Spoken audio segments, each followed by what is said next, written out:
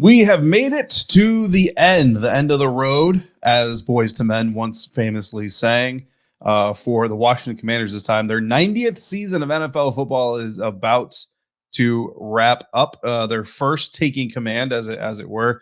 And their going away president, of course, is the Dallas Cowboys. Our final game preview of the season on this episode of Locked On Commanders. Your daily podcast on the Washington Commanders. Part of the Locked On Podcast Network. Your team every day.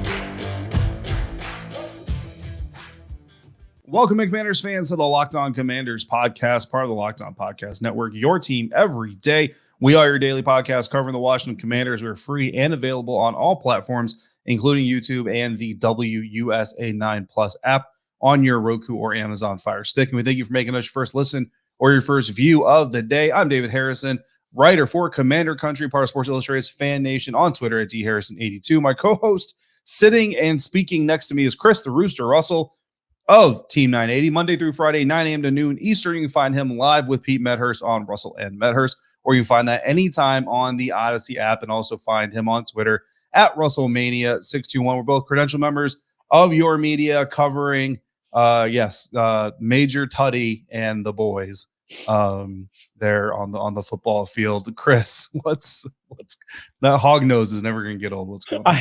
I think I'm going to do that every episode just to throw you off.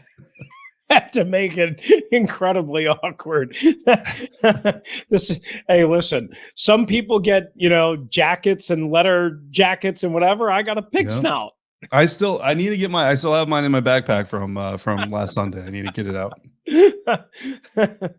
Anyway, I think I'm just going to do it to make it incredibly awkward and just to have a little fun. Today's episode of Locked On Commanders is brought to you by our friends at BetOnline. BetOnline has you covered this season with more props, odds, and lines than ever before.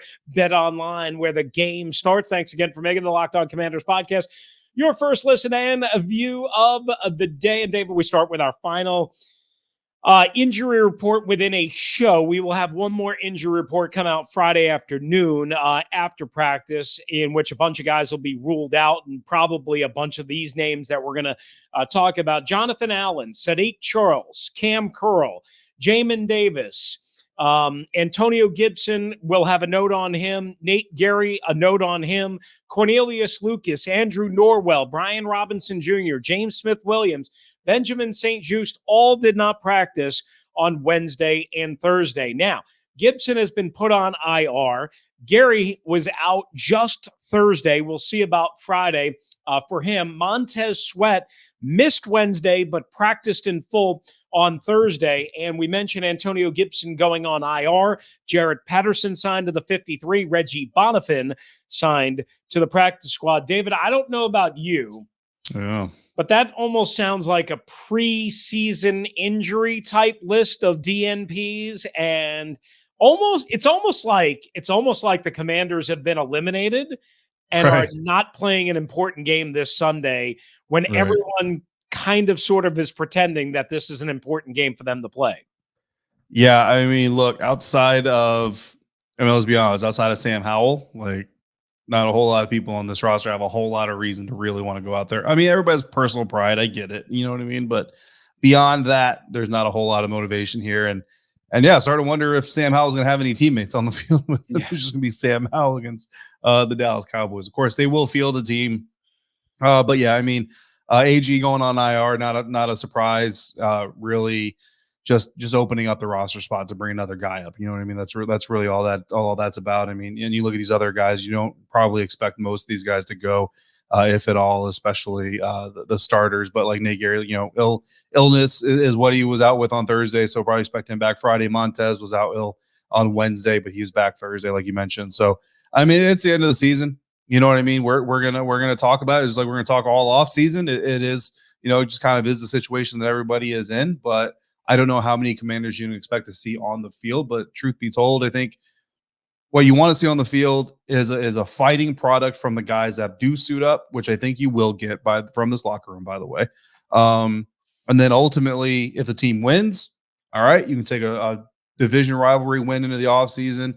If the team loses, then in April, you're going to be happy when there's about a 5-guy stretch there that, you'd rather have this guy versus this guy. And if they win against Dallas, they would have had, we'll have those conversations. So really at the end of the day, Commanders fans come out on top. Either way, you either beat the Cowboys or you get better draft position. So there's going to be good news somewhere, no matter what happens. Yeah. It's interesting that you phrase it that way because,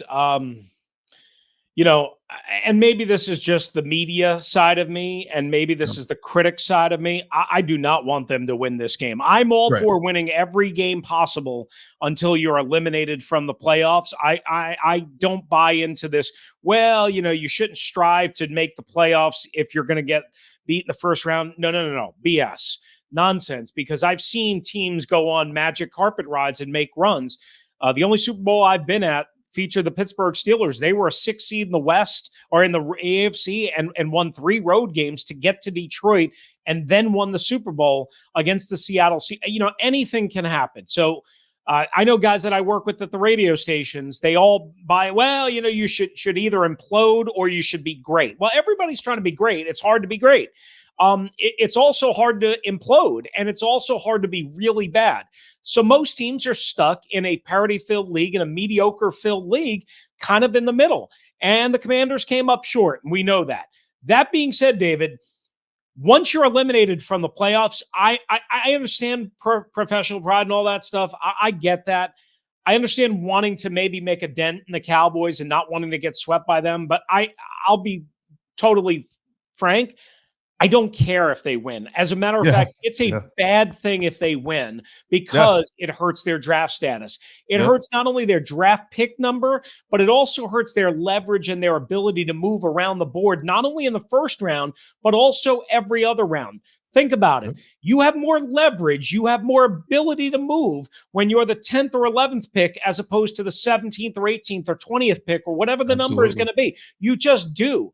Not only can you possibly and probably get a better and more talented player, but you have more leverage to move around the board, not only in the first round, but other rounds. So to me, I wouldn't play anybody of significance in this game. Like I wouldn't play Terry McLaurin. They're going to play Terry McLaurin. I wouldn't play Curtis Samuel. They're going to play Curtis Samuel. I wouldn't play Jahan Dotson. They're going to play Jahan Dotson. You know what I'm saying? Absolutely. And I don't know, maybe that's a kind of Neanderthal way of looking at it. I just look at it like this. This game means nothing but professional pride. And I understand that counts for something. You're a professional. You get paid.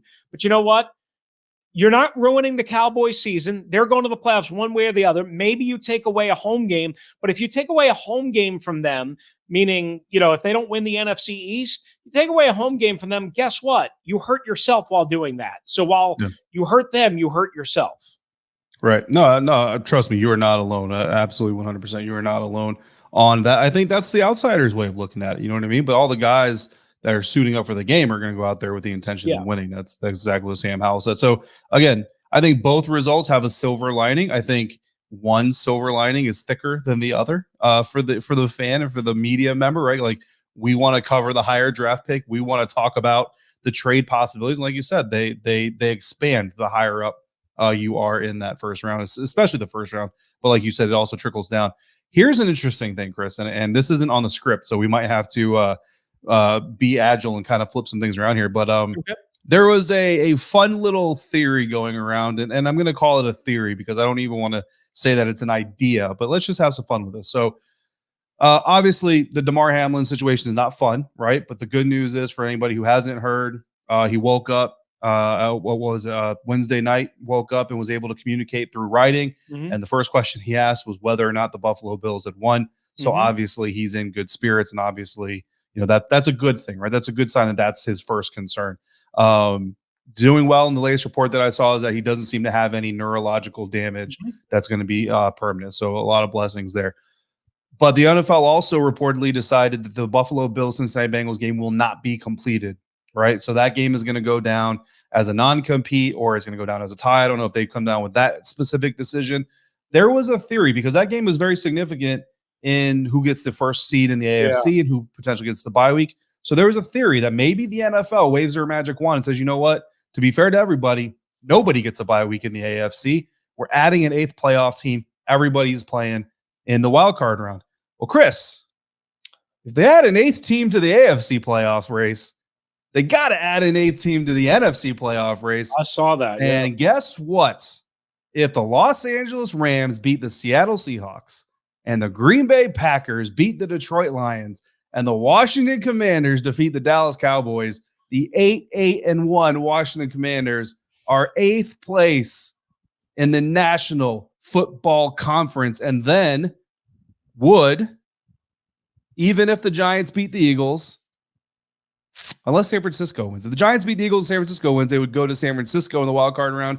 If the Eagles win, then they would go to Philadelphia in the wild card round. Again, not even enough. And full disclosure, we're recording this Thursday because we got some schedule things going on. This is going to air on Friday. So by now, this theory that I'm not even calling an idea may be completely squashed. Or in a crazier world, Chris, it could be a thing.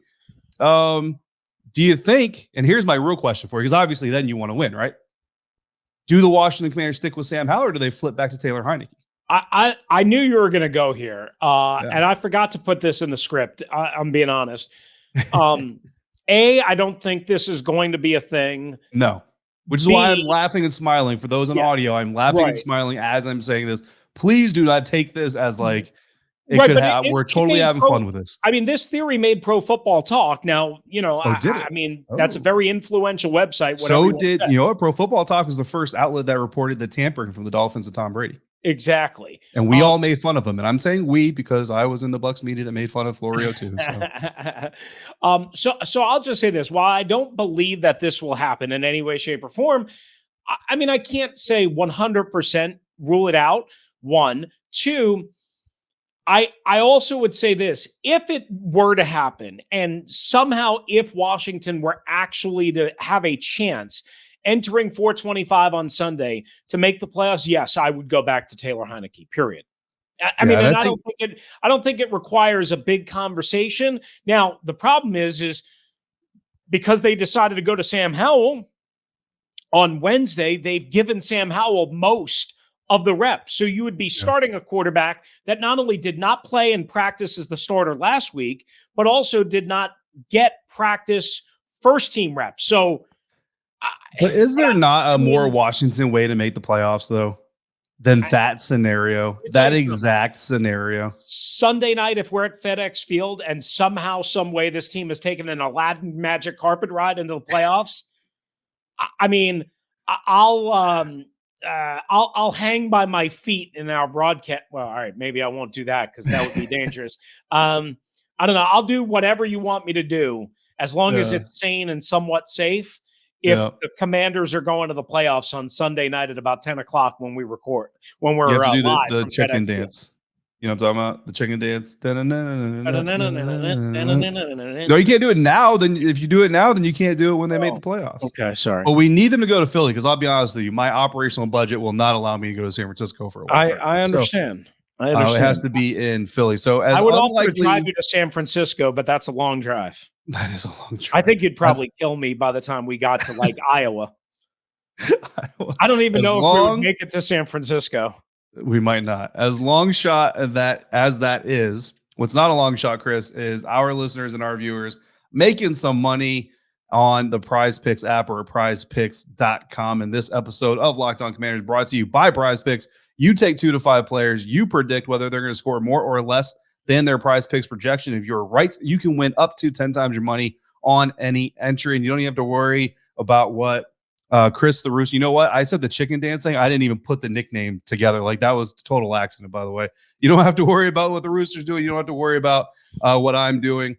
No competing against other people, just you versus the projections. PrizePicks offers projections on any sport you watch: NFL, NBA, baseball, hockey, golf, college football. If they're in season, they're on PrizePicks. Entries can be made in 60 seconds or less. That easy. And they have safe and fast withdrawals operational in over 30 states and Canada. So download the PrizePicks app today or go to prizepicks.com, sign up and play daily fantasy sports. First-time users can receive a 100% instant deposit match up to $100 with the promo code Locked On. That's all caps, all one word. If you deposit $100, PrizePicks will give you $100. If you deposit $50, PrizePicks will give you $50. Don't forget to enter the promo code Locked On, all caps, all one word, at sign up for an instant deposit match up to $100. Oh, yes, indeed. Sometimes you just got to have a laugh, especially when you cover the Commanders. Thanks again for making the Locked On Commanders podcast your first listen or review of the day. Now subscribe to the Locked On NFL podcast and get daily conversations on the biggest NFL stories, like who's actually going to make the playoffs. Plus, in-depth analysis on the biggest games with NFL key predictions every Friday. And Monday, local insiders cover the weekend with game-to-game episodes. Locked On NFL available on YouTube and wherever you get your podcasts. All right, David, let's get this taken care of, some business. Final week of the regular season is here, and the Cowboys, of course, will march on. Where they will be seated, who they will play, we don't know just yet. The Cowboys are marching on. The Commanders are marching home. Our confidence and concern points one more time for the regular season. What are you most confident in heading into Week 18, Game 17 for the Washington Commanders? I am most confident that I will be covering the Washington Wizards as of Wednesday for Inside the Wizards on Sports Illustrated's Fan Nation, because that's what I'm doing as soon as the Commanders season is over. But I would be more than happy to delay that in order to go to a wild card game, hopefully in Philadelphia. That would be absolute insanity. I'm most confident actually in this game in Sam Howell's mental ability. So something that we saw in training camp, right? And something you saw a little bit of in the preseason. The Sam Howell, he's a rookie. He's raw. So I'm not saying it's like Tom Brady, Peyton Manning levels of cerebral ability, right? But he looked like a very composed and smart quarterback. Like the moment didn't necessarily look too big for him. And again, we're talking about rookie scales here, guys. Okay. So if you remember a moment where he kind of got frazzled and kind of got happy feet, yes, he's a rookie quarterback. It's his first NFL action. Totally understandable. But I'm talking about panicking even for a rookie. Talked to Coach Phil Longo, who at the time was in North Carolina, offensive coordinator, quarterbacks coach, Sam Howell's coach at North Carolina, coming out of the draft. And he praised Sam Howell's mental ability, his ability to understand what's going on around him, understand his role, and kind of live within those parameters.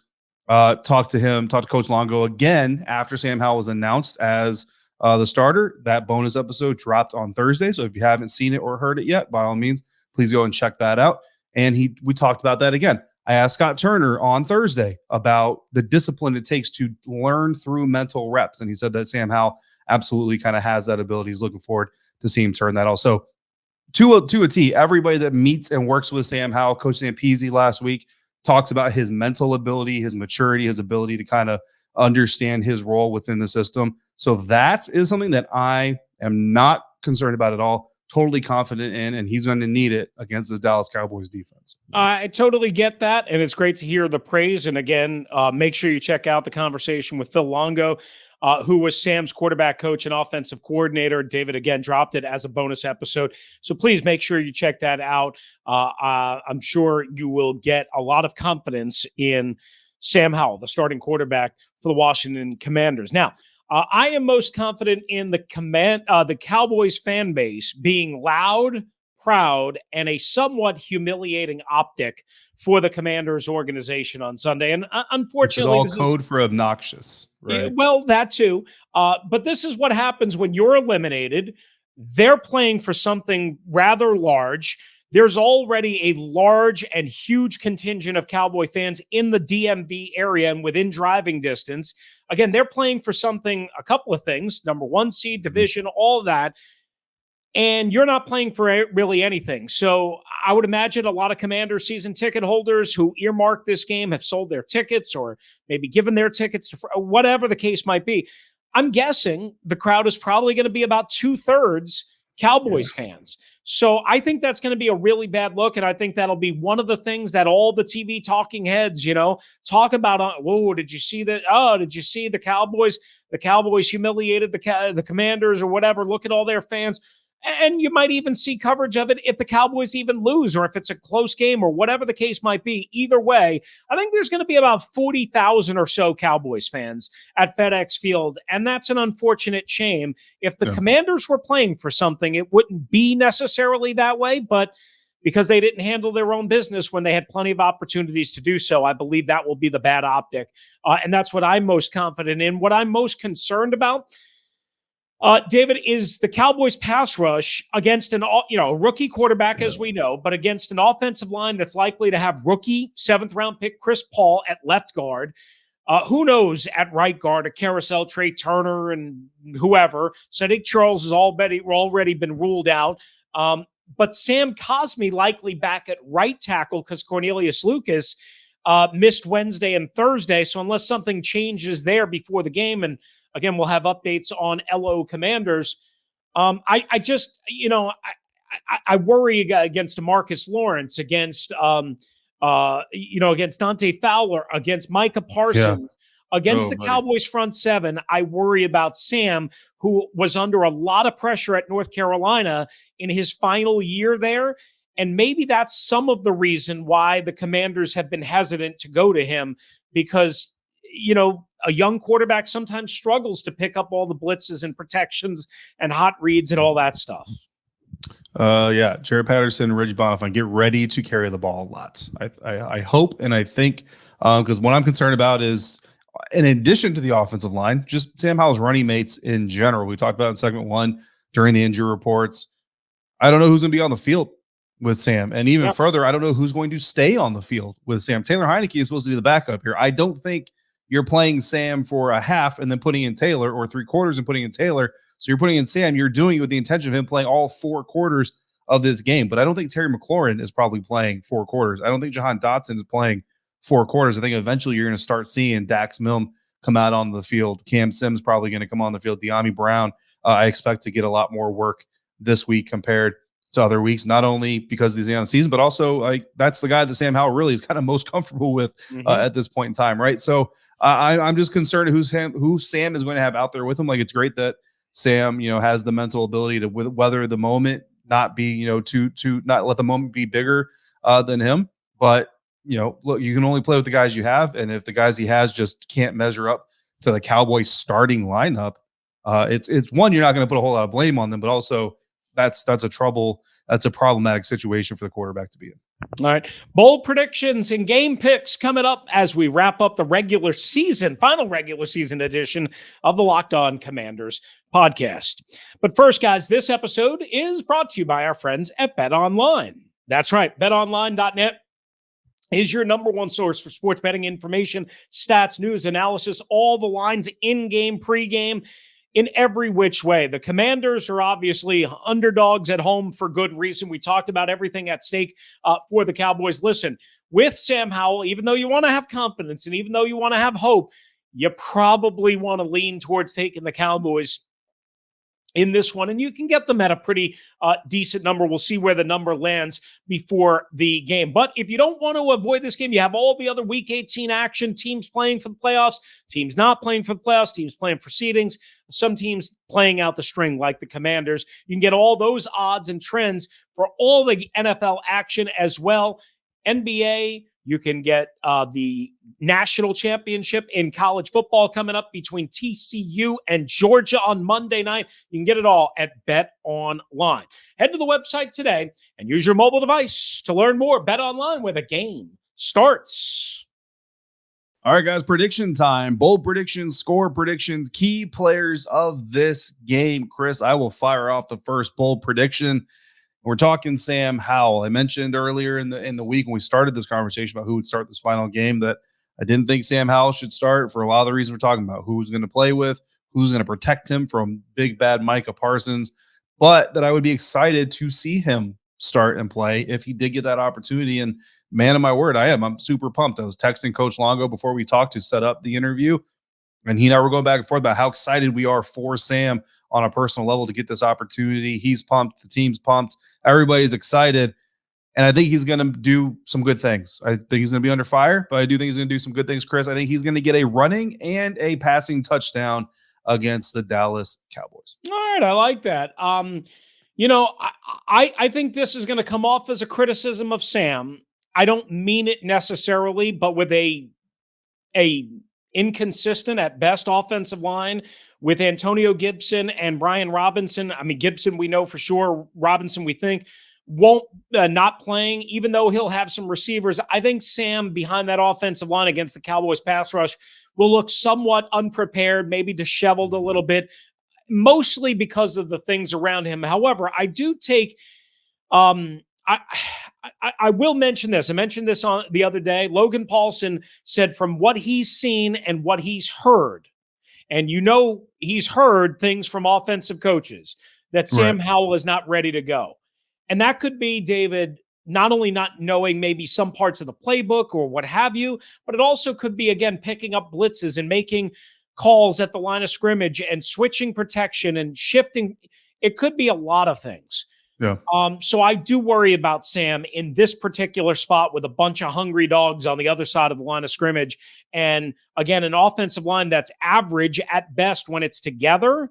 And now that it's been decimated by injury and starting a new left guard and Chris Paul in all likelihood, it's hard to imagine Sam being comfortable enough in this game to have a lot of success for me.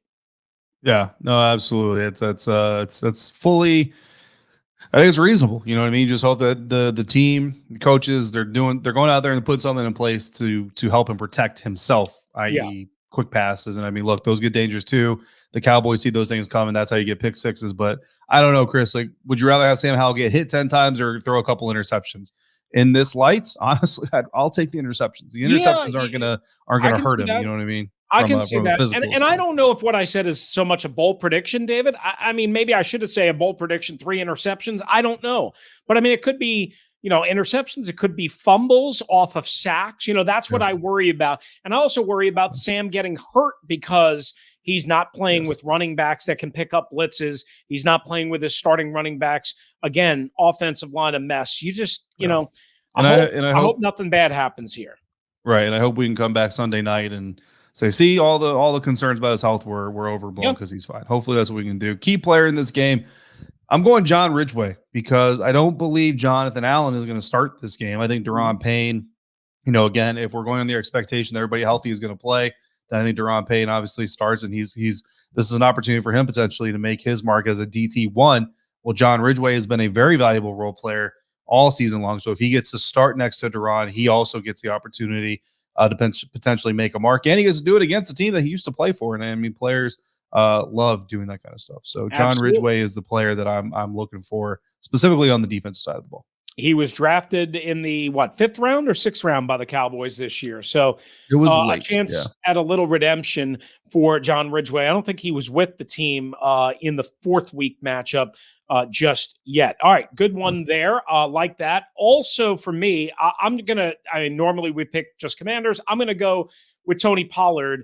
And the reason why is Tony Pollard's got the most speed, I think, out of anybody on the field on Sunday. And I just, again, maybe I'm overthinking this. I just see a wheel route, a screen and a missed tackle and just explosive speed up the sideline. To me, Tony Pollard can do it all. I don't think I'm going out on a limb saying he's a very instrumental player for the Cowboys, but I see it as being a bad matchup for a team that's slow at linebacker outside of Jamin Davis. Like, if you get him in a one-on-one matchup with a David Mayo in space, good night, turn out the lights, it's over. And Tony Pollard could run for about 6 days. So, I worry about that. So Tony Pollard will be my key player. And I'll go with my score prediction, David, because it's not going to be pretty. The Cowboys are, I believe, 7-point favorites last time we checked on BetOnline. I'm going to say they're going to cover and smash it and win 31-7. Ooh. Yikes. Sorry. That's a bad day at FedEx. For those of you who didn't check out the crossover, first of all, please check out the crossover. Yes. I think it was a fun conversation with Marcus Mosier of Locked On Cowboys. Marcus is very good. Yeah, absolutely. Here's what's interesting, Chris. When we did the crossover, the Cowboys were favored by 7.5. So apparently the addition of Sam Howell has impacted the line. Ooh. Either that or there are just so many Tar Heels excited to see their guy start an NFL game. They're putting money on the Commanders to cover, and the bookmakers like, let's shrink this line a little bit. Let's make this a little bit closer. I don't know. The Sharps are betting down the number. Yeah, but I predicted 27-17. Obviously, if my bold prediction comes true, both touchdowns come from Sam Howell, 1 rushing, 1 passing. You know what? I'll even throw it down there. Pass touchdown is going to go to De'Ami Brown. But I'm going to stick with that 27-17, 10-point wins. So the Cowboys still cover, unfortunately. But I think that's how it's going to go down. But you know what? Look, if the Commanders come out of it Sam Howell's healthy, De'Ami Brown is healthy, and whoever else actually suits up is healthy.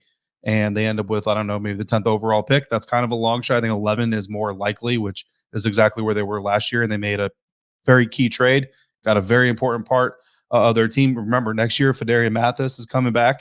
Essentially is going to be a rookie that year. But I mean, there's a reason they drafted him as well. So, the future is not totally bleak, but I do think we end this thing on a 10-point loss to the hated Dallas Cowboys. So get ready for that silver lining that we talked about. Totally understandable. And again, their main job on Sunday is not to be competitive. Their main job, unfortunately, is to lose, because losing is winning, because of just what David talked about with the draft pick selection, not only in the first round, but also in other rounds. Thanks again for making the Locked On Commanders podcast your first listen and view of the day. Now make your second listen and view the Locked On Sports Today podcast, where Peter Rukowski brings you the biggest stories around the sports world in 20 minutes. Get the analysis and opinions before anyone else with our local and national experts and insiders. Locked On Sports Today, available on YouTube, wherever you get your podcasts. If you want to hop in, hit us, Locked On Washington Commanders at gmail.com, or LO Commanders, DM style, at LO Commanders on Twitter. For David Harrison, I'm Chris Russell. David, of course, is covering the Washington Commanders at SI.com's Fan Nation and Commander Country. He'll have all sorts of coverage throughout the weekend. And after Sunday's regular season finale, Pete and I will be on Monday through Friday, 9 to noon, wrapping up the season as well. If you're out and about, please be safe, be kind to one another. And thank you for joining us right here on the Locked On Commanders podcast.